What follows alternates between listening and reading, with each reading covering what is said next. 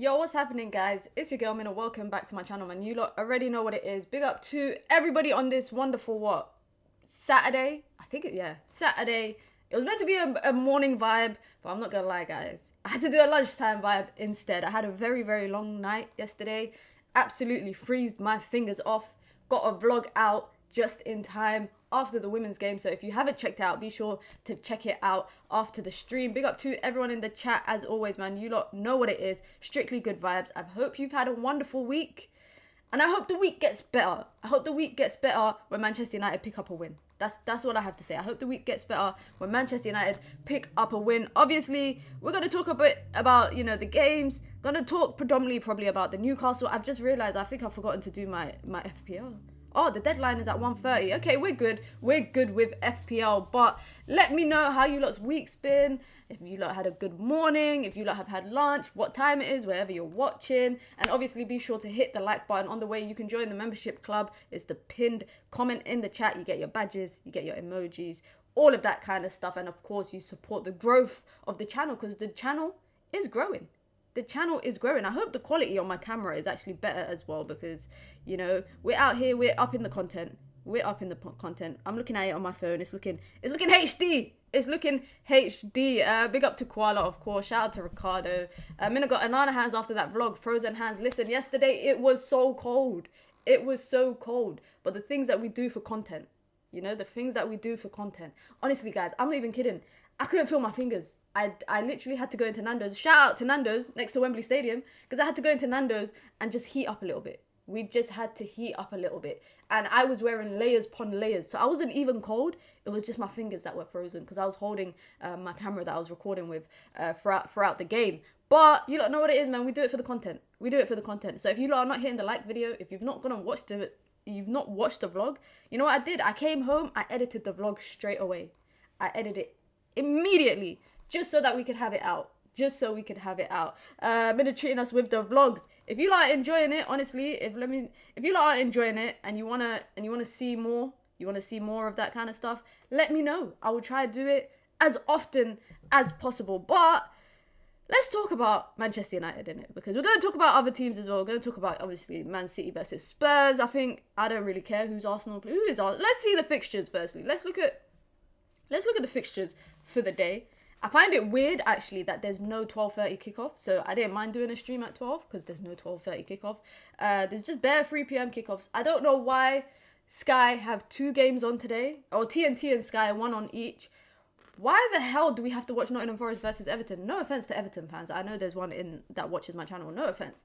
But to be honest, I'm not gonna lie. A lot of the other games on earlier in the day as well is not really that entertaining. Manchester United versus Newcastle might actually be the most entertaining game of them all.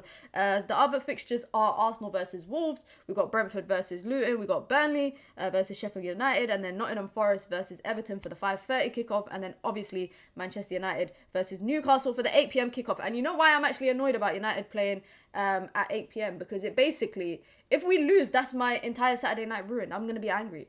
I'm going to spend the next 3 hours just watching people complaining about the game. Like, at least when you play at 12:30, I could be angry for like 3 to 4 hours, and then I could just get on with my Saturday. But you're making my team play at 8 p.m, meaning that's prime time Saturday night.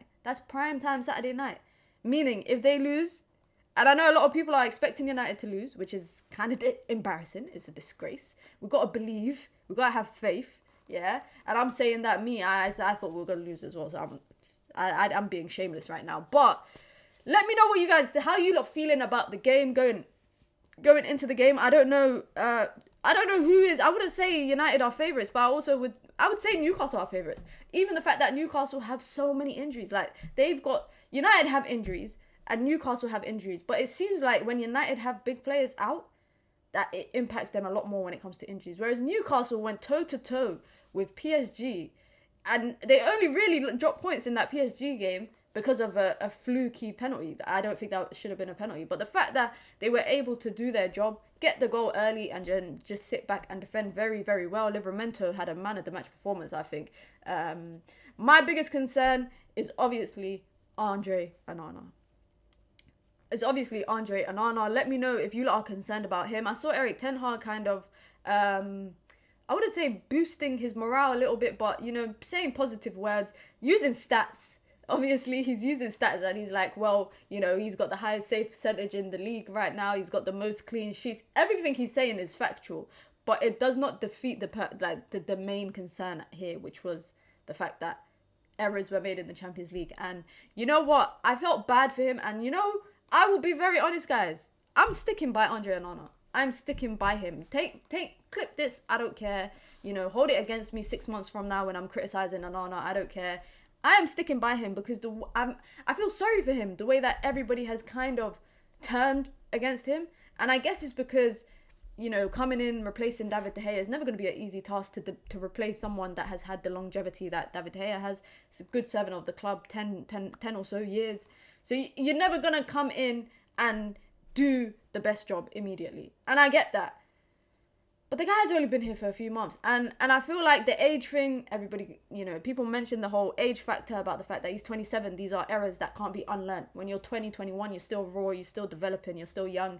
It could be unlearned. But he's 27. These mistakes shouldn't be in his locker. But I think footballers have errors in their bag. Like, it's inevitably, you're going to make a mistake at some point. I think maybe it's the magnitude of the mistakes. Champions League games, it's the regularity of the mistakes, you know, it's consistent Champions League games that these errors have been happening, but mistakes are going to happen. Now, United could go out and buy a Diogo Costa. They could go out and buy another keeper, I don't know, Mike Mannion, for example, another keeper that makes mistakes, but nobody be watching Milan like that all the time.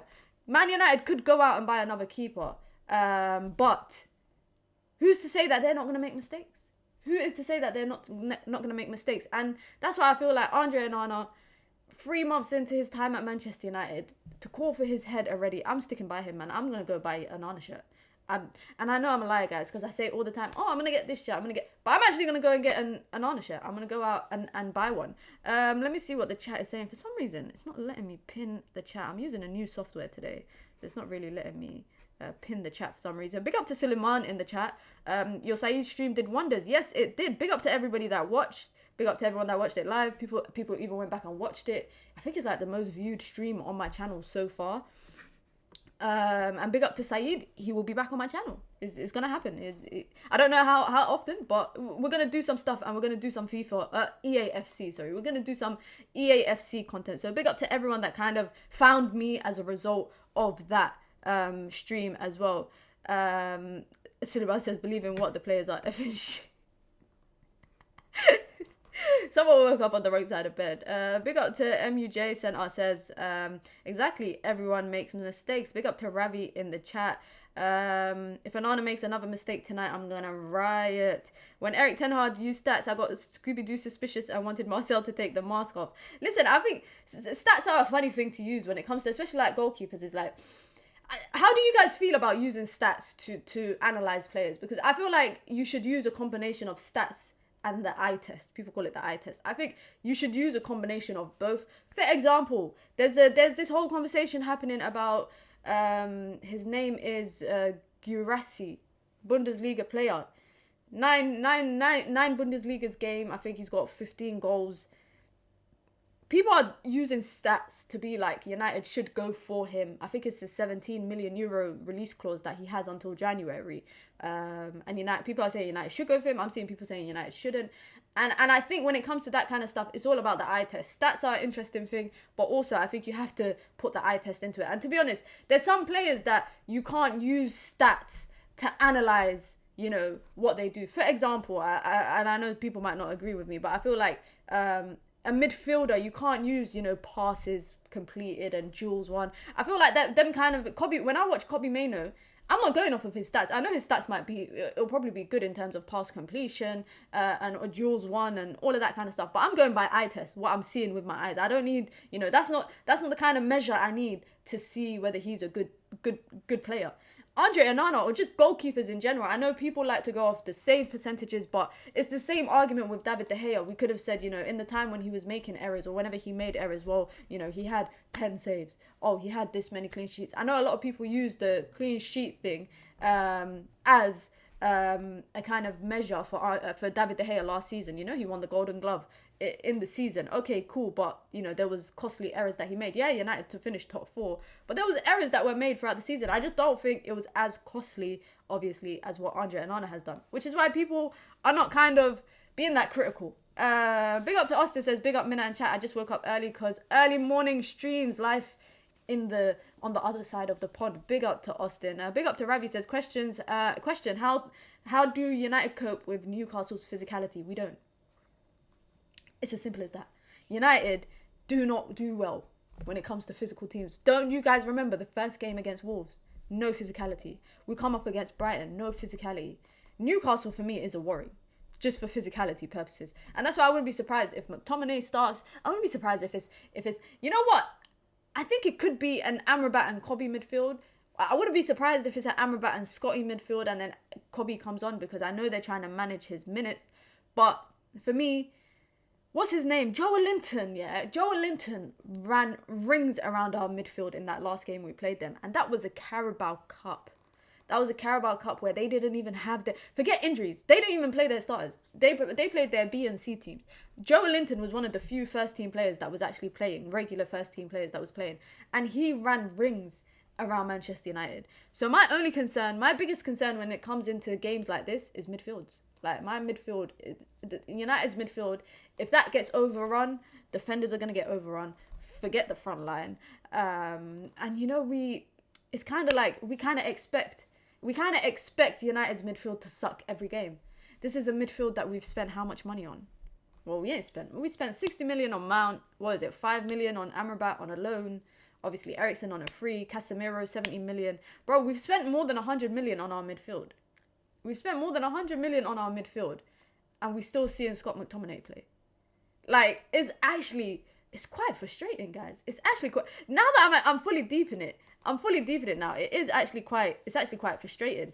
Losing 3-0, not even a reverse psychology thing. Listen, Suleiman got the reverse psychology powers in it. He's got the reverse psychology powers. He says one scoreline for the opposing team and United end up winning by that much.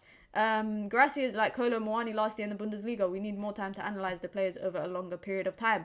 I don't know if I'm saying this like it's my money, and to be honest, 17 million is a lot, but is that a big risk? 70 million, okay, cool. Is 17 million in a January window a big financial risk to see, you know, the return on the player? I'm not too sure. You don't know where I stand. Mehdi Taremi is the player that I think that United should have gone for. I said that United should have brought him in the summer. He was going for, I think it was 15 million euros, up to 15 million euros. I think it was 10 plus 5. And obviously his contract's expiring at Porto. And he is a seasoned scorer. He's not like Grassi. Grassi was playing, 3 years ago, Grassi was playing in the second tier of the French league. He was playing at Amiens. Do you know who was playing at Amiens with him? Papi Cisse.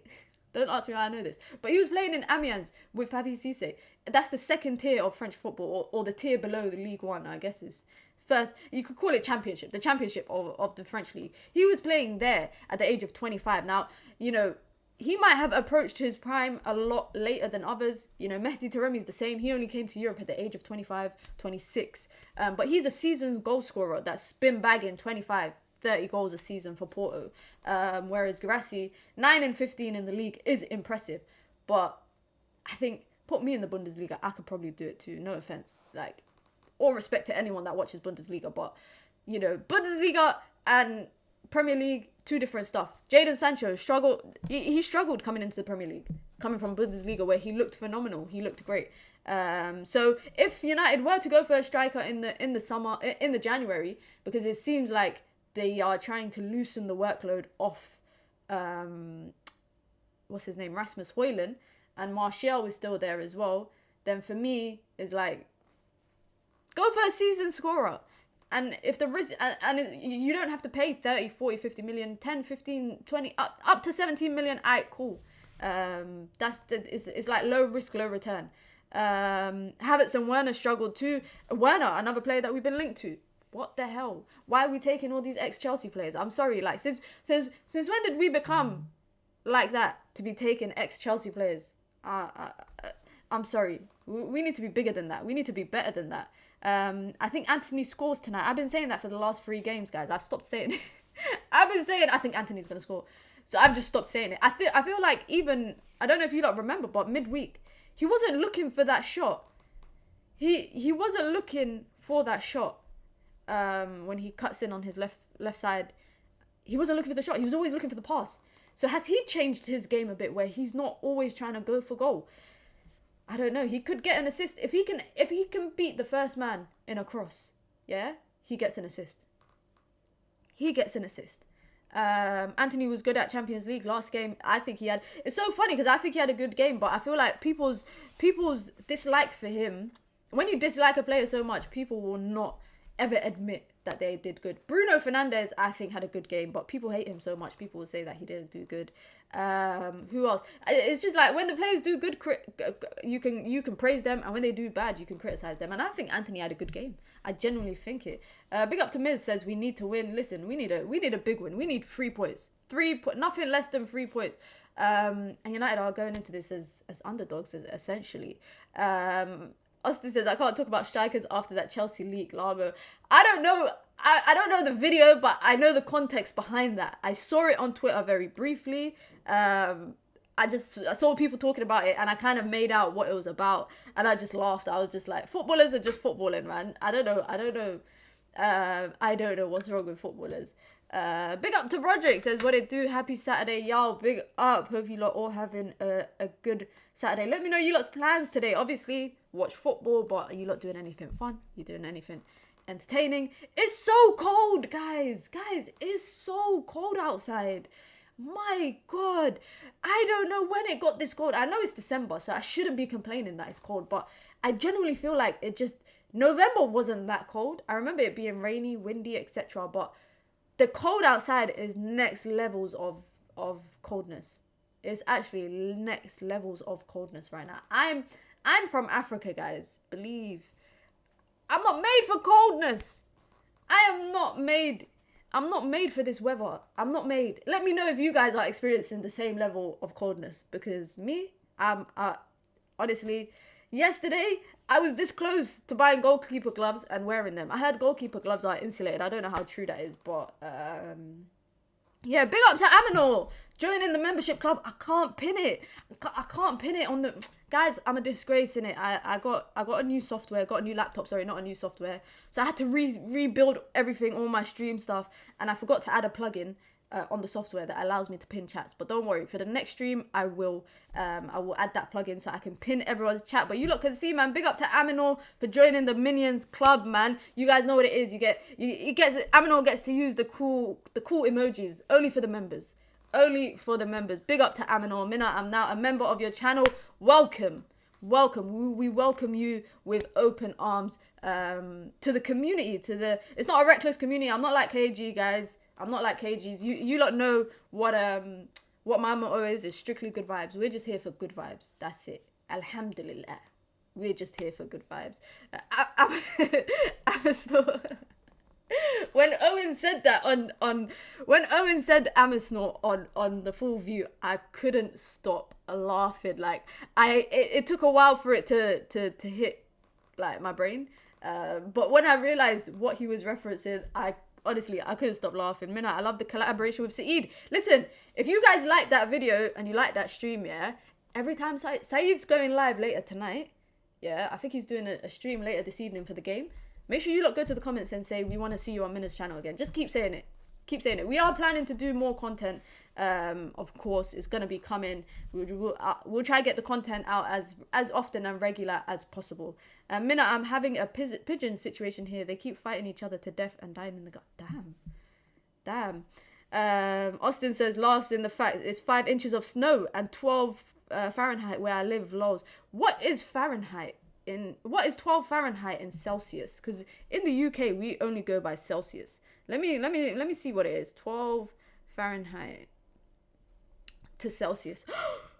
It's -11. It's -11. It's saying that 12 Fahrenheit is -11 Celsius. Oh my God, what is the weather? What am I complaining about? I'm complaining about it's 0 degrees where I live right now. It's literally 0 degrees. damn. But let's get back to the football talk, man. I went off topic for a bit. Garnacho scoring goals can't be dropped. I don't think Garnacho should be dropped. But it's interesting because then do you play Rashford on the right? Do you play Anthony on the right? If Garnacho cannot be dropped, and I agree, for me it's like Ten Hag needs to be a man of his word. If, he's adamant that if you perform well, you play Scott McTominay, Maguire, etc. That needs to be applied to Garnacho.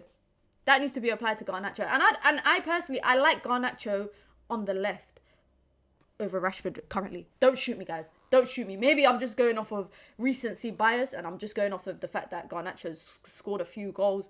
But I feel like Rashford on the right is better. And the reason why I say better is because he doesn't have that zero IQ thing that he does on the left. He's forced to kind of cross, he's forced to link up. He's not always trying to cut in and shoot. He's not a one-trick pony. Before you go, are you going to transfer your emotes to Twitch? Yes, I am. Guys, Twitch link in the bio below. I will be streaming on YouTube, gaming, but I'll be streaming more on Twitch. That's it. So make sure you guys check it out and come over to Twitch. And we're going to start a community over there. If you don't want to see me playing Weekend League on Ultimate Team, etc., I will stream on my channel here, but for like an hour and a bit. And the longer streams will be on Twitch. So be sure. And I'm looking for some mods. I got one mod so far on Twitch, which is Suleiman. So make sure you lot come through. Let me go through some of the comments. Mina, do you think Rashford will play on the right or Anthony? I don't know because, if we go off of recency bias, which is what I was doing, based on the Galatasaray game, Anthony, I think, did well. I think he did good. But it's like, who offers you more on the right-hand side? I think Rashford's always adamant that he likes to play on the left. But I genuinely feel like on the right-hand side, he's forced to play as a team player. He's forced to, pass. Finding Rasmus, I think it was a goal. I think it was one of the Champions League goals that came from a switch from Bruno. And then it was the overlap from, I can't remember who it was. Was it Wambi or Dallo? I can't remember who fizzed the ball, or Scotty. I think it was Scott McTominay that fizzed the ball. And yeah, it was Rashford. And then to Wambi to McTominay fizzed the ball. Rasmus got on the end of it. I feel like if Rashford sometimes plays on the left, he does this thing where he tries to cut in. He will try to, he's a one-trick pony. And you know what? We get onto Anthony for the same thing, guys. However, what I will say is that we know from what we've seen in the past, especially, Rashford and Luke Shaw play well together. Rashford plays better when he's got a fullback that's overlapping him, that's supporting him, that allows him to kind of drift a bit more centrally or find them little pockets of space in between, the fullback and the centre back. And Luke Shaw does that well. So I think if Luke Shaw is playing, I wouldn't mind Rashford on the left. But it's annoying because either way, someone's playing out of position. If you put Garnacho on the right, Garnacho's playing out of position. And we've seen Garnacho play on the right a few times this season, coming on as a sub, I remember. And then if you play Rashford on the right, you're playing him out of position. However, I think Rashford will do better on the right-hand side than Garnacho would. Anthony, Palestri, etc. Let's have a conversation about Palestri, guys, because let me go through your comments quickly on Rashford. Then we're going to talk about Palestri. On the right, Rashford is forced to be a team player because he isn't as confident. Dead and gone, basically saying exactly what I think. Big up to Dan, says Rashford is now learning how to pass when he plays on the right. It seems like everyone's got the same sentiment. It sounds like everyone's got the same sentiment. It's kind of like Rashford has to play. He has to play as a team player. Big up to Julian, says it doesn't matter who plays if the tactics are the same. Galatasaray had 9 shots from the box, 16 in total, same as Everton. Did you guys realise when Dallo came on, Zaha had 3 chances. Zaha barely got a shot on goal when Wambi was there. And you know what? I don't even think Wan-Bissaka played his best. I don't even think he looked to me a bit like, I don't want to say clumsy, but he looked like he wasn't 100% focused at times. He was switched off at times. But when it came to his 1v1 versus Zaha, he was winning his battles. As soon as Dallo came on, and this is my biggest worry about Dallo, is that any sort of competent winger, Anthony Gordon on him, whoever, any sort of competent winger that can run at a man, that can get into pockets of space, that can kind of run in from behind. For me, Dallo, he's just not focused. He's not focused. His positioning, his awareness is just not there. And, Everton had so many chances on target. Julian is right. They had a lot of chances, on goal. Galatasaray had a lot of chances. Any clinical team slots that away. Give Newcastle 9 shots in the box. They're scoring 5 of them. 100%. Like, I think, they've got good ball strikers. Alexander Isak for me is, gonna be a concern. And the reason why I say, the reason why I'm mentioning Alexander Isak is because if you lot saw the PSG game, the goal that he scored was literally Donnarumma parried it away. Didn't try to get his hands on the entire ball. He parried it away instead. Alexander Isak pounced. As soon as and one thing I realized, I'm not going to say I watched tape on Isak, but when I do watch Newcastle, and even when he was at Sociedad, he did this quite often, if his winger or his midfielder is about to shoot, he's making the run as the player shoots. He's going to get onto the rebound. He's always going to try his best to get onto the rebound. And Andre Onana does not like to catch the ball. Andre Onana, let's be real, guys. He doesn't like to catch the ball. He doesn't try to catch the ball. He just wants to parry it away. So if he's going to parry it away, my brother, get strong hands. Get strong hands on it. Parry it away at least 20 yards away. At least behind, put it behind. At least do not parry it back into your own box. Because Alexander Isak, guys, is going to score like that. I promise you. And you know what? I will come back later tonight, or maybe tomorrow when I do a post-game stream. I will come back and we'll talk about it. If Alexander Isak scores if Alexander scores against us, if Isak scores against us, it's going to be like that. Mina, when are you going to next cook KG on EA FC 24? I don't know, guys. Should I? I'm going to do a series of me playing different content creators. So I've played KG, got my bragging rights there, and then I've got 4 other content creators that I've got lined up for the next month or 2 to play against. So it's going to be like a series. And you know what? If you lot want me to play KG again, I'll do it. This time I'll even give him a stream so you lot can watch him. 45 shots in 2 games against the goalkeeper. That's a lot. Dallo can't defend. That's all. Dan says Bissaka and Maino must start today if we really need that win. I think United need a win. I think it's kind of sad because I feel like United are at a point this season where we need to win every game. If United lose one game, guys, it's like all the worries and the floodgates reopen and everybody's just concerned. Everybody's just worried all over again. United need to be winning, but they also need to be picking form. If we're dropping out of the Champions League, I need 3 points. Every Premier League game, I need 3 points. Because you're telling me that's the only game you're playing every week. We can't complain about, stamina. We can't complain about fatigue. It's 1 game a week, every Saturday or every Sunday. So if United do drop out of the Champions League, which to me I think is most likely United drop out of the Champions League. I think it's most likely. So 1 game a week, I'm gonna need 3 points every game. And I think, going into this month, especially, we got Chelsea. I think we got Villa, we got Liverpool. We got a lot of teams. We got a lot of teams in Premier League. I think December is normally the most Premier League games that you play. It's in 7 or 8, especially with like Boxing Day, etc. So I don't know, man. Going into today's game, we're gonna talk about lineups and that as well. We can talk a bit about lineups. Mina is warning us about her cousin Eric Ten Hag. Tune in. They grew up together. Who's Mina's cousin? Qual is taking the piss.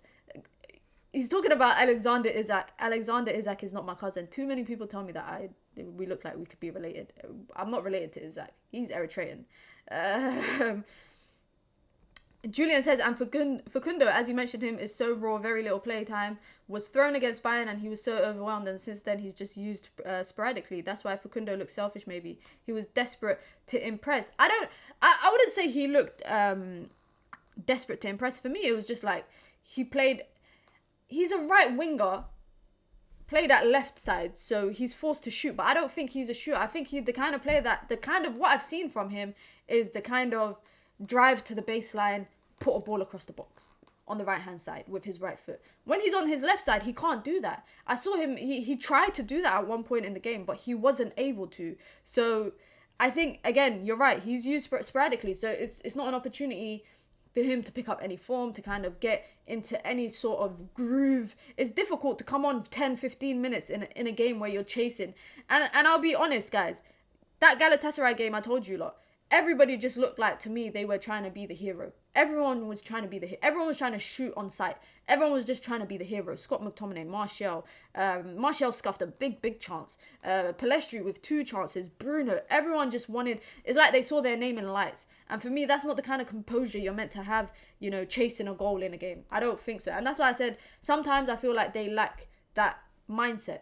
You know, if there was sort of any sort of experience on the pitch, you know, they would take control of the game, take the game from the scruff of the necks, not be playing basketball football where you're going up and down the pitch for the last 10 minutes non-stop. And then it got to a point where, you know, they were practically staying upfield because running back and forth was just not it. It was not it. But guys, quickly, be sure to hit the like button. If you lot just come in, if you've just made your way in, if you've been here for a minute and you haven't hit the like button, you are an absolute disgrace. You're a cheat. You're a disgrace. You're a cheat. You lot know the rules. You come in, you wipe your feet, and you hit the like button. It's as simple as that. If you want to join the membership club, you can. It's the pinned comment in the chat. You get your badges. You get emojis. Some very cool emojis, if I must say so myself. We got some members only content coming next week. I think it should be done. So we got some members only content coming. You can play. Listen, I'm looking to squad up with people on Call of Duty, etc., multiplayer, Warzone, whatever. We can do that. And on top of that, you get to support the channel and the growth of the community. You guys know what it is. Pellistri is not physical enough for the Prem. His work rate won't save him because everyone works hard in this league. It's interesting because I don't think Ahmad was cut for the league. I thought it was too physical for him. But then when he went to Sunderland, he bulked up a little bit. I don't know if you lot saw, but he bulked up a little bit. It looked like he'd been working on his strength and that kind of stuff. And I was seeing him flinging players around in the Championship. Obviously, the level of Championship, I think Championship is actually not that far off in terms of physicality when it comes to the Premier League. So that was a good level. It was a good way to kind of gauge what his abilities are. I think Pellistri is more like, I don't know, is he better off in like a Spanish league or something? Like, I don't know about the Prem. I agree with Broderick on that. I don't know if he's you know, because Zidane Iqbal is a good example. The manager didn't feel like Zidane Iqbal had the strength to deal with that sort of position that he was playing with. Didn't even give him a chance. And I don't even know, how is he even doing that? I think he's at Utrecht. Right? Where is he? Is he at Alkmaar? I don't even know where he is. I know he's at some Dutch team. How is he even doing? I ain't heard nothing of him. I ain't heard nothing about Zidane Iqbal since he went. So maybe the manager knew what was right. Amrabat is a flop to United already. He's not technical enough for United. We need a player like De Jong to replace Casemiro and not Amrabat. It's interesting Dan says that, yeah, because it's the fact that we got Casemiro as a De Jong replacement. That's how you know Manchester United's recruitment is all over the place. United were chasing De Jong for so long, couldn't get him, and went for Amrabat instead. 2 completely different players. I think Amrabat and Casemiro, they went for Casemiro, sorry. I think Casemiro and Amrabat are more similar in terms of the position they play, rather than De Jong and Casemiro or De Jong and Amrabat. I think De Jong is a completely different type of profile to Casemiro and Amrabat. And I feel like if we were hypothetically to have a midfield of De Jong and Kobbie Mainoo, okay, cool. But I think it's harsh to label Amrabat as a flop. Like, I really think it's a bit harsh, especially the fact that, you know, it's the same.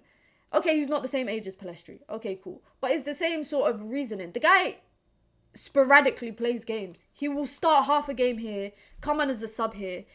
I think it was maybe his first Premier League debut. The last time he played a full 90. I ain't seen him play a full 90. Casemiro is now out injured. Kobbie is now back in. As far as I'm concerned, this is Kobbie's spot. And you have to fight him for it.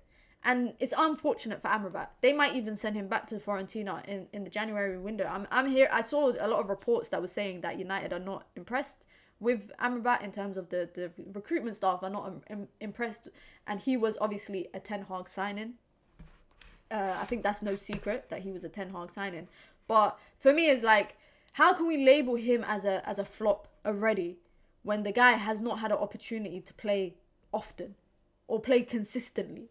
Like, and that's why I'm very, you lot might not appreciate it, but I'm very reluctant to criticize players. Like, you know, I want to give them a fair chance before I say, yeah, I don't want to see them in this team. The same with like Mason Mount. You lot see me all the time. I don't criticize Mason Mount the way other people do because I don't think he's had a fair run of opportunity to play consistent ball. I don't think he's had that opportunity. I don't know. And with Amrabat is, for me, is like, not everybody's going to be cut for the Prem. Like, not everyone will be cut for the Prem, especially when you're a bit, later into your career. I feel like when you're younger, the manager can mold you into the kind of player he wants. Whereas it's very more difficult for you to, once you're set in your ways, you're basically set in your ways. And the way that I see it is, if you're not playing consistently, and if I was Amrabat and Casemiro's out, but the manager would rather go with McTominay in that midfield instead of me, I think that's a red flag. And either he needs to start working extra hard in training. Don't be doing no Jadon Sancho business. You need to be, sweat needs to be coming here from here of your bald head. Sweat needs to be coming from there. That's how hard you're working. Because otherwise, it's safe to say that his loan spell won't be it. There was a question that I wanted to come back to. I don't know where it is gone. Here it is. Aminor says, Mina, do you think Maino could be as good as Sergio Busquets? Kobbie Maino, guys, is going to be the greatest midfielder ever. Mark my words. I don't care. Call me reactionary. I don't care.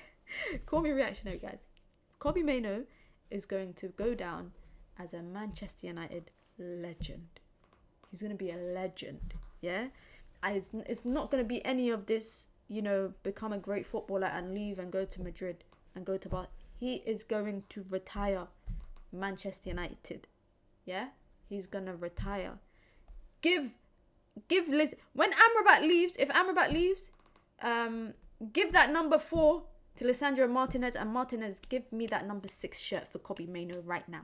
Give me that number 6 shirt.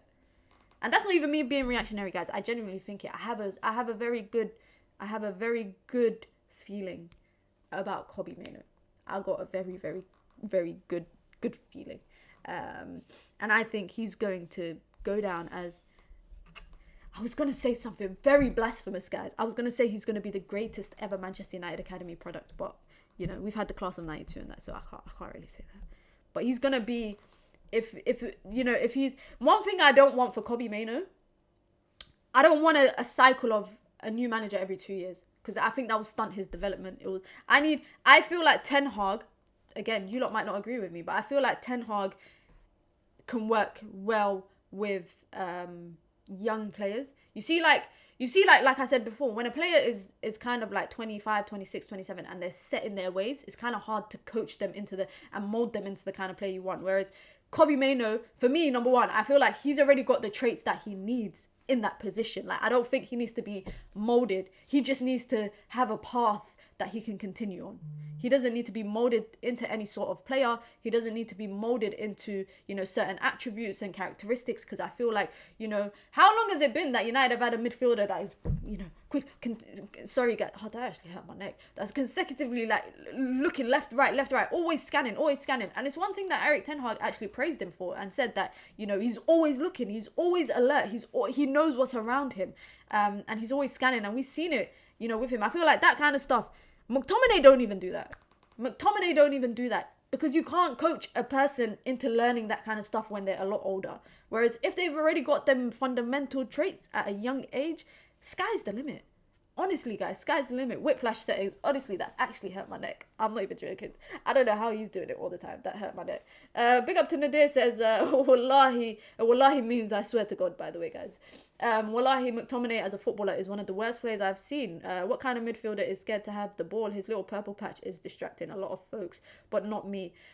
It's interesting, this little purple patch. People are always talking about this purple patch. For me, I think McTominay does some things well, guys. Let's be honest. There's a few things he does well. And one thing is, when he plays a lot further up, you see the spaces that he utilizes, that he gets his goals from. Because, a lot of the time I don't know how people don't be tracking him. He's flipping like 6'3". He's a very difficult guy to not see. He's tall. But, the Galatasaray game, the way he got his goal, he's always doing that little run into the box, either with the ball or without the ball. Yeah, so he does that well, but everything else he does poorly. I think he reads the game bad. His decision making is bad. When he has the ball, I don't think he has the best decision making. It led to the free kick that led to the first goal for Galatasaray midweek. He doesn't support his midfielders. He doesn't get back. And even when he does get back, he's just there. He's just the body that's there. You know, like, guys, have you ever been at home or anything, yeah? And one of your siblings or your mum or someone is cleaning, but you're just sitting on the sofa. You're just there. You're not doing anything. You're not helping to clean. You're not, the only thing you're doing is lifting up your feet when someone's coming around with the hoover. You're lifting up your feet and then you're putting it back. That's it. That's what McTominay does. That's what I do when I'm at home. That's what McTominay's doing. He's just there defensively. He doesn't do anything. And for me, it's like, it's disappointing, but, you're leaving your midfielder lonely. Kobe or whoever's playing Amrabat there is literally getting overrun. Bruno comes back and supports, but I think Bruno is sometimes a bit erratic when he's defending. I think like Bruno is a bit erratic when, he'll clip someone or he'll have the ball and he'll just, boot it somewhere random. Instead of playing calmly, trying to play out. I've seen so many teams, and Galatasaray did it again. They're not the only team that I've seen do it, but when United are pressing, Galatasaray were passing out of the press quite comfortably. Bam. 1-2 passes easily. When we're getting pressed, or we're trying to, get out of defensive positions, Bruno will just boot it. Or someone will just boot it. For me, there's no calmness. And, and I know this question was about McTominay, but for me, it's like, if Kobe Mainoo is going to be in this role, there's going to be times where he's going to be overrun. And I don't want him being overrun to be like, for people to be like, oh, he's shit. You lot hyped him up, blah, blah, blah. Because for me, it's like, it's midfield and just defending in general. It's a team effort. You defend together, you attack together. It's as simple as that. And if you got one player doing the job of two midfielders, it's impossible. It's literally impossible. To reach Busquets' level, he needs to win everything from World Cup to a couple of UCLs. But yes, some good traits to start with. Agreed. I agreed. That statement is a bit reckless delegation-ish. I don't know, man. I've been hanging around KG too much, guys. I've been around KG too much. You've jinxed it. He's going to get sold by Sir Jim, and then he's going to become a Barca legend. Big up to VK in the chat. I hope you are doing well. We had that in Zidane Iqbal, and he got no competitive minutes from this manager, sadly. I think Ten Hag knows what he likes in a player. I feel like Kobe and Zidane is a prime example of Eric Ten Hag knows what he wants in a player. And you know what? Zidane Iqbal could have had those abilities and traits, but we just never really got to see it. Not in a competitive game. We only saw it in pre-season and the mid-season break friendlies. We didn't really get to see it in competitive. Like, he did it. The fact that the guy didn't even sniff a game. He didn't even sniff a game in the Carabao Cup or the FA Cup. It kind of says a lot that the manager kind of knows what he wanted. United must protect Kobe and Garnacho in every way. They are the future, and Ten Hag should build a team around them. All right, guys, question. Right now, this team, say the next 10 years, Eric Ten Hag is the manager. Who do you see surviving that period of time? Not the entire 10 years, but who do you see?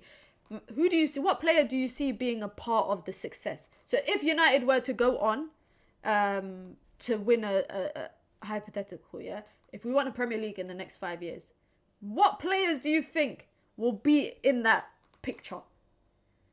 Because I think Kobe will be. There's a few players I think will be there, and I think they are the younger players. But when it comes to the even more experienced players, I think Bruno will be there. I don't see United really parting ways with Bruno anytime soon. And apparently he's got a very big influence over the players, and players love him and respect him and everything. So I think he will be one. But there's a lot of players that I'm looking at. I'm like, I don't know if you're even going to be here in 5 years' time. In 4 years' time, I don't even know if you're going to be here. But then again, Lindelof has survived this long. Diogo Dalot has survived this long with an extension. He survived this long. So maybe 5 years from now, we might still have the same team. Big up to Nadir says, big up Mina for the dope content. As always, the stream with Saeed was top class. Big up. If you lot missed it, you can go hit the like button. And obviously, you know what? I'm going to plug it here. Match day vlog from the England Lionesses. Go and watch that. It's a nice, entertaining vlog. And I absolutely freezed to death trying to do that vlog. So make sure after this stream, you guys go and watch it and hit a like button. Mina, let's be real. McTominay should have got another handball against Galatasaray. How much times are we going to make the same mistake? Only reason why he's still here is because of Sir Alex. I see that. I see a lot of people say that. I don't know. I don't know. I can't say I agree. I can't say I disagree. But the penalty one is a valid point because I thought at first it went off of Maguire. Then when I saw the footage, I'm shocked that VAR never even told. I was shocked that VAR never even told the ref to go look at it. Like, but United, I'll take it, man. As a fan, I can't complain. Will you be at UV headquarters tonight? I won't be, but I'll probably be there midweek for Chelsea, hopefully. Big up to Amir, says, real talk, Mina, do you think Ten Hag is that guy? I am fully behind Ten Hag. I am 100% behind Ten Hag. However, I have some questions about him. You know what it's like, guys? I know I keep bringing my weird analogies, but it's like, you know when you love your sibling? And usually, like, my siblings, I support my siblings. You know, if my sibling says, you know, I want to be a pilot, I'll support them. But I think my siblings are a bit weird sometimes. And they do some questionable stuff. But that's still my sibling at the end of the day. And I still support them. I have the same, not the same relationship with Ten Hag, but I feel the same in terms of I support Ten Hag. I think he will do well. And I think it's about patience. However, he does some things that I'm just like, bro, you don't help yourself. You don't help yourself. So when people are Ten Hag out or they're against the manager, I kind of understand it. I kind of understand it because I too would be like, okay, you know, I'm a bit more patient maybe than people. But, you know, for example, the Kobe change in the Galatasaray game, I think Amrabat and Kobe should have played together, you know, 3-1 up, just solidify that midfield because it was the game was open in the midfield. It was literally open. You know, I feel like the whole Varane situation for me is a bit, it's questionable because I don't think Lindelof is performing as amazing to continue playing. But the manager is adamant that, you know, he doesn't want to play two right-footed centre-backs or whatever. Like, that's an interesting one for me. He's adamant that he don't want to do that. But he's done it before. You've done it before. The manager is adamant that he plays a certain way, but then in the game when it's not working, he abandons it. Like, he will abandon his ideology or philosophy of style of football. So, clearly, there's times, I'll be honest, when the manager feels like his philosophy can't be done or the style of play that he wants to be done. So in that case, why can't Varane play? And I feel like I said, Lindelof hasn't been playing that great to continue playing. But how has it been this many years since Ole Gunnar Solskjaer and we're still playing the same back four as Ole Gunnar Solskjaer? Do you know how sad that is? That is so sad. How have we spent 100+ million on centre backs and we're still playing with that back four that conceded I think it was the most goals that United have conceded in a Premier League campaign that season? I don't know. We should stop playing McTominay and play two defending midfielders in big games like today. Who do you lot think should start in the middle? Who do you guys think should start in the middle? Julian says it's a hard one as Erik Ten Hag is very hard to predict. After the Varane news, I don't know who's next. There's a I don't know, conspiracy theory that Ten Hag is low-key a glazer and he's trying to get out all the high-earning players. I don't know. I see funny conspiracy theories online. Obviously, they're saying, you know, Ronaldo was pushed out, Sancho, another high-earning player, Casemiro could be on his way out, now Varane. Big up to VK for just simply with the contribution. Nothing else says keep it up. I appreciate the contribution all the time. Big up. Really appreciate it. Big up to Don says love the show, Mina. Appreciate it as well. Hope you lot are having a good Saturday. You know what? Maybe 12:30. Having no 12:30 kickoffs is not that bad. Dan says Kobe, Garnacho, Bruno, Bissaka, Dalot likely will survive 10 years. If 10 years from now, guys, 10 years is a long time. If 10 years from now, Dalot and Wan-Bissaka are still our right backs, just shoot me. Just shoot me. There's no way in 10 years, yeah? It's not even like Dalot is no Gary Neville. Dalot is no Valencia.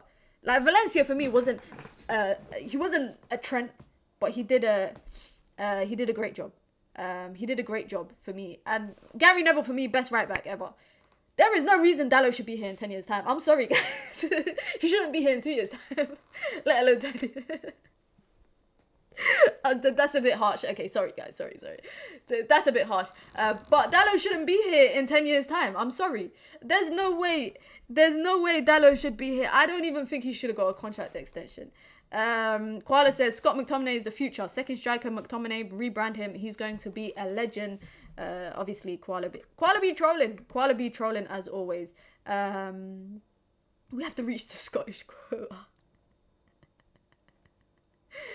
Don't kid yourself, says Dead and Gone. The better he gets, the less likely that Garnacho will be at United, regardless of how well the team is doing. You know what's so funny, guys? You know what's so funny? I was watching, I don't know if any of you guys watch Saturday Social on Sky, when they have like content creators and that, and they be talking about football and that, and they were doing a ranking of academy players in the Prem and basically where their ceiling is. And Garnacho was one of them. And I think it was Fuad and Sharky, Fuad from SDS and Sharky. And Fuad said they were ranking Garnacho. So I think the levels were like good, like Premier League level, world class, and then Ballon d'Or. I think they had Saka and Trent in the Ballon d'Or section. And Garnacho, they said, well, Garnacho is going to be good, but he ain't going to be at United for the rest of his life. Whereas a lot of these other players will probably be at their clubs for a long period of time. And I kind of feel the same. In terms of, I wouldn't be surprised if 4 or 5 years from now, Garnacho kind of goes on to go play at Real Madrid. Like, he wants to be Ronaldo so bad. Like, you know, one thing I don't get, guys? He scored the best goal I've seen in the Prem this season, yeah? That is the time you pull out your own celebration. That is the time. I get it. You love Ronaldo so much. And you know what? Me, when I go 5-a-side, when I go 7-a-side, I be doing the Sue. But it's not like I be scoring Premier League overhead kicks. You know? Great goals. I feel like he loves Ronaldo so much that every time he's doing a celebration, like, and this is not me being celebration, please. I just think in that moment, cool. Do your own celebration. Koala says, Eric Ten Hag rebuilds people. Sir Jim wants Brexit ball. Sancho will get a new lower wage contract. He ain't going nowhere. Sancho's leaving, guys. He's gone. Big up to Dino, says, prediction for the match. I feel a loss incoming. I think a lot of people are sharing similar sentiments for the game, saying that they think United might lose. I don't know, man. I'm in two ways about it, because away from home this season, we've not been the worst. I think we've equally been bad at home as we have been away. In the Champions League particularly, we've lost all our games away, but we've been scoring 3 goals every game. Practically every game we've been scoring 3 goals. I don't know. I feel like going into every game this season, and let me know your predictions, guys. I feel like, going into every game, I have no idea what United's going to do. I genuinely don't know. I don't know if it's going to be a good game. I don't know if it's going to be a bad game. I don't know if United's going to win. I don't know if they're going to lose. I don't know if they're going to keep a clean sheet. I don't know if we're going to concede 3. I just don't know. And that's the situation that United are in this season, is that we've been so inconsistent throughout the season. There's so much, unpredictable scorelines. I just can't say. But the fact that Newcastle, for me, they've got injuries, but they're handling this situation way better than United. Like, I don't hear anything about... They beat Chelsea, what was it, 4-1? Yeah, Chelsea just lost their brains, but Chelsea played like United. Like, they conceded and then conceded again. They literally, capitulation. I think it was Sterling that scored a free kick. And it was a good game until they started conceding goals. And United have that same problem. I feel like United have that same problem where it's like once they concede, it's just floodgates. It's difficult for them to defend. They've lost their brains. They've lost their cool. They've lost control over the game. And they will just start conceding. So, for that reason, I don't want to sit here and be like Newcastle will win, because I'm always going to predict United to win. I always believe in them, and that's one level of delusion as well. Is that I always think that United are going to win, even though we're going to lose. We're still playing Ollie's defense nonsense. We have Johnny Evans now. We've gone 10 years back to have Johnny Evans. At this point, we might as well just bring back Fletcher. Might as well just come on in the midfield, guys. If one more midfielder gets injured, just tell Fletcher suit up. Literally. Dallo is going to be here for longer than we think. Have I been muted? Koala, no one's muted you. You're here. You're still posted. I can see you. Nadir says, as a fellow African, I want to see Onana succeed. But if he gives another shit performance, we got to give the backup a chance. It's interesting that everybody says this, yeah, because Ten Hag has not benched players, well, first team players, when they've been doing bad. Rashford never got benched when he was poor throughout the season. He's still been poor, but he's got a goal. Bruno was not benched when he was not doing great throughout the season. So why should Onana get that same treatment? Because essentially the managers allowed players or given players the opportunity to kind of play out of this bad form that they're having. And I guess it's because Onana's mistakes are more costly than Rashford and Bruno. If Rashford is not hitting the target, okay, United just don't score. But United could afford to not score in a game and walk away with a point if the keeper keeps a clean sheet. Whereas when you're a goalkeeper, your errors are obviously felt a lot more. So I think with Onana, I get why people say he gets dropped. But for me, it's like, do you really kick a man when he's down, guys? Do we really, like, the fact that, you know, he's had mistakes in the Champions League, multiple games. But after the game, I felt sorry. I actually felt kind of sorry for him because nobody went over to him. It seemed like there's no kind of, what's the word? Like, I don't want to say unity in the team, but like, what happened to the we ride together, we die together kind of mentality? Like, no one kind of went over to him. No one, you know, kind of consoled him. He looked really upset and obviously disappointed with himself, as he should be. But it's like, as a captain, you should go over. As a leader, you don't even have to be captain, but as a leader, people, do you think maybe there's something going on there that is like, there's not really, there's something happening between them when maybe they don't like him? I don't know. I'm just speculating. But with Onana and people saying that he should be dropped, I don't think he should be dropped, because I think, and you lot might not agree with me, I think the best way to kind of get out of this slump is you play through it. You play through it. And I know this is bad for Bayinda. I'm not gonna lie. I don't know why United ever brought him. Like, it was very random for United to go out and buy a random Turkish player, a Turkish goalkeeper. When they had Kova, obviously Kova is younger. He wants to play. Maybe Bayinda was happy to just be a rotation player. But even Tom Heaton played over him in the Carabao Cup, if I'm not wrong. I think Tom Heaton played over him. So we ain't even seen Bayinda play. We don't even know what he can do, guys. People are saying he should play. We haven't even had the opportunity to see what Bayinda can do. So what if he is just as bad as Onana? What if he got Weetabix fingers too? I hate that term, Weetabix fingers, because I think it's so mean. But what if he's got Weetabix fingers too, where he can't even make a save? You know? And I think it also puts a lot on him in terms of, he's coming in now, he has to perform. He's coming in, he has to perform. He has to be a wow goalkeeper. Suddenly, the ball is in the back. He's picking up the ball out of the back of the net because he's made a mistake. Then what? You got two goalkeepers that are just in a bad place because they've had bad performances. I think Onana should play out of this slump. He's been doing well in the Premier League. Hopefully his performance in the Champions League hasn't impacted or won't impact how he does in the Premier League. Just let the guy play.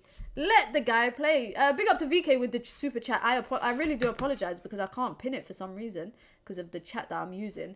But VK says, Ten Hag's Premier League tactics are simple. McTominay get up, win knockdowns, Højlund hassle with both centre-backs. Feel sad for the boy, especially versus Gallo, when clearly he's not fully fit. I don't know why he played. Honestly. I'm talking about Højlund. I don't know why he started. For me, it's like Martial. Everyone can have their opinions on Martial, but he gave us a good cameo against Everton. He's fit. You'd rather rush back someone who's injured or is playing with an injury. Bear in mind, this is a guy that hasn't played a full 90 yet. I don't know if he's played a full 90. Maybe he's played one full 90, but he hasn't played a full game yet. And also, we brought him injured, so he was already eased into the team when he came. This back issue that is clearly reoccurring enough for him to drop out of the international break. So for me, it's like, I don't know why the manager, and that's why I said sometimes the manager does questionable stuff where he plays people that I don't understand. Again, I don't get it. What's worse, David De Gea, big up to the VK with another super chat, says, what's worse, David De Gea in FA Cup final or Onana versus Galatasaray? Let's put that out to the audience. Everyone let me know, what's worse, David De Gea's performance in the FA Cup final or Onana versus Galatasaray? I will say De Gea. I will say De Gea because that's a cup game. That's a final. Group stages versus a final. You know, like, guys, had his performance not happened, that sort of performance, could United have won the FA Cup? That's the predicament I'm in. Whereas if Onana doesn't make them errors, are United gonna win the Champions League? Not too sure. But will we get out of the group? Probably yes. We'd probably get out of the group. I don't know, man. That's a difficult one. Ooh, that's a difficult one. Adele says Onana. I don't know if Onana's worse. I think in terms of the performance, yeah, I would say Onana's is worse. I'd say Onana's is worse. But in terms of the overall picture, I would say De Gea because it's a cup final. But if you're talking about individually performances, I would say as a performance, Onana's was worse. But when you look at it as an entirety, yeah. De Gea cost us the final and gave City the treble. Exactly that. Yeah, exactly. I wouldn't say he gave them the treble because there's no guarantee we would have won, but we would have been in a better position because United had a penalty, obviously. Yeah, so it's kind of like if buts maybes, but I would say as just like a performance, I'll say Onana. But in terms of the entire situation, when you look at it as a whole, FA Cup final, the treble, etc., then yeah, it's David De Gea for me. That's David De Gea for me. David De Gea was rubbish, says Koala. Julian says David De Gea as an overall. David De Gea cost us the Europa League as well. It's not the first time that David De Gea has cost us a final. It's right. It's not the first time. They would have got out of the group stages. It would be less embarrassing for United. Adal says, put some respect on De Gea. He did it for a decade. Listen, guys, you can respect David De Gea. You can appreciate. This is not just David De Gea, by the way. I think with all players at United or who have served at United, you can appreciate what they've done, but you can also acknowledge when it's the right time to move on. I think people act like De Gea is kind of, he's criticism is unwarranted. I think people act like is unwarranted. I think his criticism for De Gea sometimes is valid. He's cost us games, he's cost us finals, but also he's saved us. That season when we were so poor, how many times in a row did this guy win Players Player of the season? Like, David De Gea for me has been a loyal servant of the club. The whole fax machine thing, again, rumors about him kind of forcing. I think it was when Dean Henderson came back, and apparently David De Gea went to Sir Alex Ferguson to complain about not being the star anymore, and Oli had to bring him back in. Don't know how true that is. It's just the article that I read. But again, when you look at it as a whole, David De Gea, a great servant of the club, but you can criticize him. You can criticize him. Oh shit, I just accidentally clicked off all my screens. Okay, we're back. Sorry. I just accidentally clicked off my screens. Excuse my language, guys. Amir says it's an unfair comparison because United couldn't score properly in the final. That was, guys, I went to the FA Cup final, yeah. It was probably one of the most ugliest performances I've seen. Like, it was disgusting. It was actually horrible. Ten Hag should go back to tactical school or call Pep to give him some in-game tactics. You know what's so funny, guys? I saw some tweets yesterday that was basically like from the Man City fan base in like 2015, and people were literally calling for Pep to be sacked because I don't know. It was people were talking about Dzeko and all these random players and what Pep was playing and whatnot. People were calling for Pep to be sacked. You see what happens when you're patient? You get rewarded. Koala says, Altai Bayinda is another Sir Jim. Don't want to see. I hear from my fellow trolls in the YouTube community. No one gets over 200k. Budget cuts. Casemiro's getting sold while out injured. I think Casemiro is going to leave. I think it's inevitable. Onana is a good keeper. He should play. There is no way he cost as 50 million and it's not good enough. 100%. You know what, Dan? I could get behind that comment. That's a comment I can get behind. What's your opinion on Alphonso Davies? As someone here in Canada, he's our star boy, but I want him to leave Bayern to join the Prem for a bigger stage. I saw that he was linked to maybe going to Barca. Was it Barca? I think he was linked to going to Barcelona. I don't know how Barcelona will afford him because them man, it's not like we're talking about City being investigated. Barcelona need to be investigated too for financial fraud. I would love Alphonso Davies at United. Ten Hag. Even, I don't know if you lot remember, first game in the Champions League, Ten Hag said, I don't know why he said this, but in the pre-game, he said, I think he was asked about the defenders and he was asked about Alphonso Davies, and he said Alphonso Davies is not a good defender. And what did Alphonso Davies took it personal. He took that personal, what Ten Hag said. I don't know if Ten Hag was trying to play mind games or anything, but the thing is like, when you look at left backs or just full-backs in general, I feel like the fullback market is very saturated. So if you look at United's options, really and truly, are they going to move on Luke Shaw anytime soon? We brought Tyrell Malacia. I saw that Manchester United posted an update yesterday saying that he had surgery apparently at the beginning of the season. then he began his rehabilitation, then he had to have another surgery, and now he's beginning his rehabilitation. So he's out for the entire season. We might see him in pre-season, but for me, it's like every left back that United have ever brought, Luke Shaw has survived them. Every left back that United have brought, Tellez, Alvaro Fernandez didn't even get a shot. So it's for me, it's like I would love Alphonso Davies. I wouldn't mind Grimaldo at Manchester United. They're more so wing backs rather than, I don't know how they play as a complete fullback rather than a wing back. There's not really much difference though. You're just going up and down. But I don't know if they would survive Luke Shaw. Surviving Luke Shaw at this point, because Luke Shaw don't look like he's going anywhere. He might retire at United too.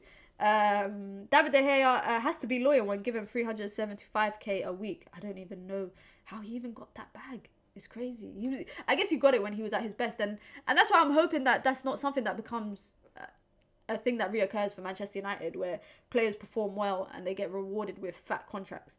Especially when the whole team, when the whole team is shit, guys. Excuse my language, but when United were shit and De Gea was the best player, of course you're gonna look like the best in a pile of shit. So it's kind of like, I get why De Gea was able to get that out of Manchester United, why he was able to get that much money, because he was a diamond in a bag of shit.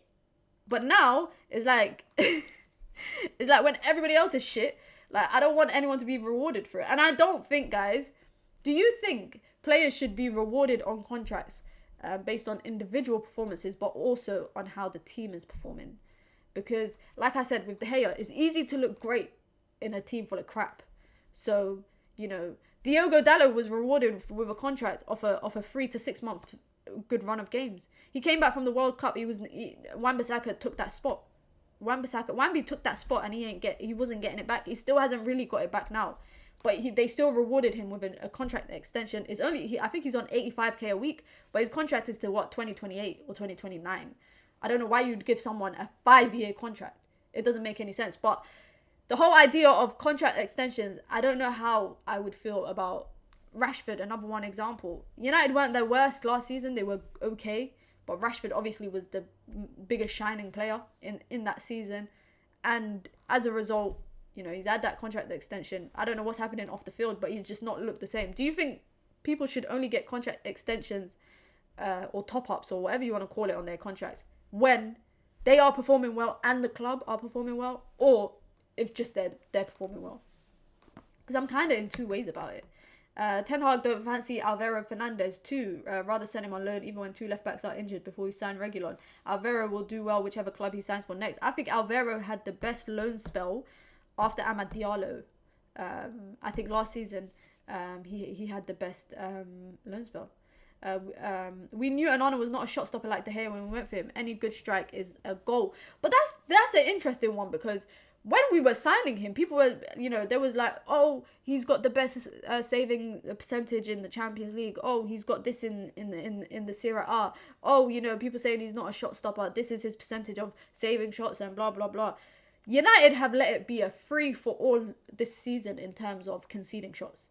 I feel like this season we are conceding way more shots than we did probably last season, especially against other teams. Like, I was shot Everton 20-something chances on goal. Forget how many were on target, but they had a lot of chances on goal.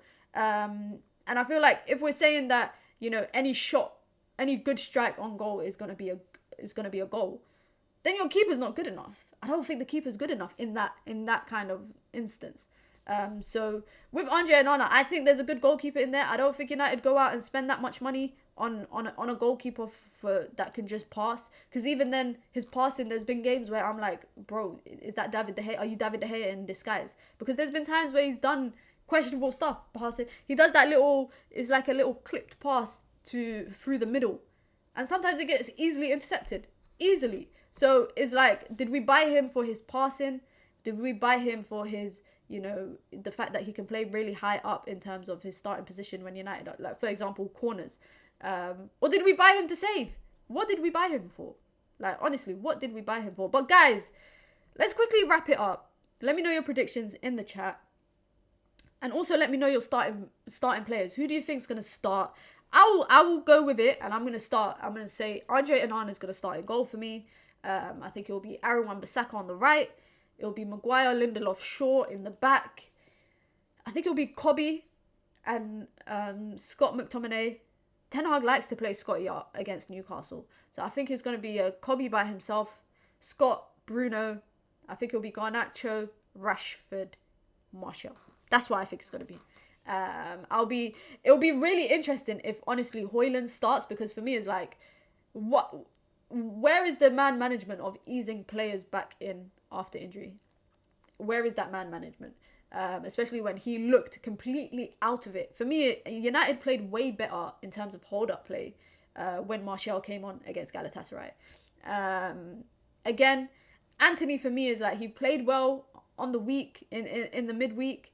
He looks like a different sort of player, I would say. Not a different type of player, but his playing style is a bit different in terms of his passing. It looks like now he's always looking for the pass. He's not trying to do that cut in and shoot thing anymore, which I think is not always a bad thing, especially against a keeper like Nick Pope. For me, is like, Nick Pope is one of the best keepers in the league. I think, Edison, Alisson, Pope is up there for sure. So for me, it's like, you might not beat Pope from that far, so I don't want to see wasteful shots. Rashford, if he plays on the right, will be good because he's kind of forced to pass more, forced to link up well, and also is a bit more, I wouldn't say freedom, but a bit more, movement in terms of him operating a bit more centrally, him going out a bit more wider. Obviously, I think Rashford plays better with Luke Shaw, but we've seen in the last couple games when Rashford is playing on the right, or if he plays on the right, that he can play with Wambi. He can play with Wambi. Like, we've seen it. And Wambi, obviously, Wan-Bissaka, it's funny, he scares me when he's got possession, because I just don't know what he's about to pull off. I don't know if he's about to pass well. I don't know. And when he starts dribbling, he looks like, when Wan-Bissaka is dribbling, yeah, he looks like he's playing on ice skates. Like, he looks like he's about to fall over any second soon. But he manages to pull it off every single time. He doesn't really get dispossessed, so I'm not that worried. The reason why I go with Wan-Bissaka over Dalot is, for me, defensively. Wan-Bissaka, for me, is way more solid defensively. Against a team like Newcastle, their wingers like to get involved. Whether it's Almiron on the other side, whether it's Gordon on this side, I think the centre-backs are going to have an interesting job to deal with Alexander Isak. And also, they're going to have an interesting job to deal with all the delayed runners, whether it's Gordon, whether it's Almiron, whether it's Joel Linton, whoever it is making that delayed run. Even this little kid, his name's Miley, I think. Miley Cyrus says. Even him. I think the defenders are going to have an interesting job to kind of deal with all of this. So I think United have to be solid defensively. I will be so shocked if Varane starts. I would be so shocked if he starts. Honestly, I think Varane's time at United, it's safe to say that it's kind of like, it's like what Maguire was last season. It's like, he gets them little petty minutes at the end of the game, 2 minutes, 5 minutes, just for a quick change. I think Ten Hag will not want to disrupt his backline to change his partnership, because this has been a partnership the last couple of games. Like I said earlier in the stream, I don't know how the hell, it's been how many years after Oli, but we still got his centre backs. This dunya, this world is crazy that we live in. But it'll be interesting to see. It will be very, very interesting. Big up to Starlord, says big up Mina. Koala says, Scotty scores, I'm getting his shirt. You're getting that straight from Eastleigh. You're getting the fake United shirt. It's going to have a Puma. Instead of Adidas, it's going to have Puma. VK says, I got the same starting lineup. 4-2 win. You think United's going to score 4 goals away from home against Newcastle, who like to shut up shop. Yeah, Newcastle like to defend well. They like to defend well. You think, I'm VK, whatever you're on, my brother, slide that my way. Whatever that optimism you got, slide that my way, because I will be shocked if United put 4 past Newcastle, guys. I'm being very, very honest. I'll be really shocked if they put 4 past. But then again, it's not really out of this world. I don't know, man. I don't know. Maybe I'm on whatever VK's on now, because I'm thinking, you know what? It could happen, but I think Newcastle defensively are way too organised in comparison to Manchester United. I think United are more likely to leak 4 goals, if I'm being honest. Big up to Julian, says, good show, Mina. Have a good day and see you next time. In regards to the game, it's going to come down to the tactics. If it's the same basketball settings, it's going to be a long, long game. Big up to Sophia, says, big up, Mina. I hope you're well, sis. I'm doing good. I hope you are well soon. Dan says, Scott never tracks back. He should not start in big games like today. Defending well is so important. It's interesting because I think I think Ten Hag likes to play Scott for height. I think he likes to play him for height. It's not physicality. It can't be for technical ability. I think it's for height. And I genuinely think that's the only reason he will play. If Ten Hag is smart and he wants to kind of win that battle in the midfield, it will be Amrabat and Kobe. But I don't think that will happen. Like, I don't see it happen. But big up to everyone. You guys know what it is, man. Match day. I'm trying to see, am I going to do a stream later on tonight after the game, like 10, 11 o'clock? It depends how hot my head is. I might have to take like 12 hours to calm down and do a stream tomorrow. It depends. It all depends, guys. It all depends. But big up to everyone. Hopefully United can get a result. Hopefully it could be a happy Saturday for all of us. Be sure to hit the like button if you haven't on your way out. You lot know, man, algorithm settings. If you want to join the membership club, or what I like to call it, the minionship, you become a minion, you can. It's the pinned comment in the chat. You get your badges, you get your emojis, custom content, member only content as well, and of course you get to support the growth of the community. Abe's World comes in late and says Newcastle 2-0. That's the first one that I've seen, but I'm staying optimistic and I'm saying United are going to win. I'm staying optimistic. When's EAFC career mode? I missed the restarts. It's coming back, man. I got everything that I needed. So that's coming back as well. And like I said, I'll be streaming on Twitch for a lot of my gaming content. So that will be link in bio right now. Go over, hit the subscribe or hit the follow on Twitch, whatever they call it there. And I'll be streaming a bit here, but most of my gaming content will obviously be on Twitch. You lot know what it is. We've got a lot. I'm doing content over the weekend, obviously. Tomorrow, I'll be doing EAFC content. And then throughout the week, the content be contenting in it. So be sure to turn on your post notifications so you get notified anytime I go live. I might be going live sporadically. You guys never know. So be sure to turn it on. Big up to everyone. I hope you guys have a wonderful Saturday. And you don't know what it is, man. You know what it is. Come on, United. My prediction, 2-1. I'm going with 2-1. We ain't keeping a clean sheet because of Weetabix fingers. But it's going to be a 2-1 win. Big up to everyone, man. Until next time, guys. It's your girl, Mina. You lot know what it is. Peace.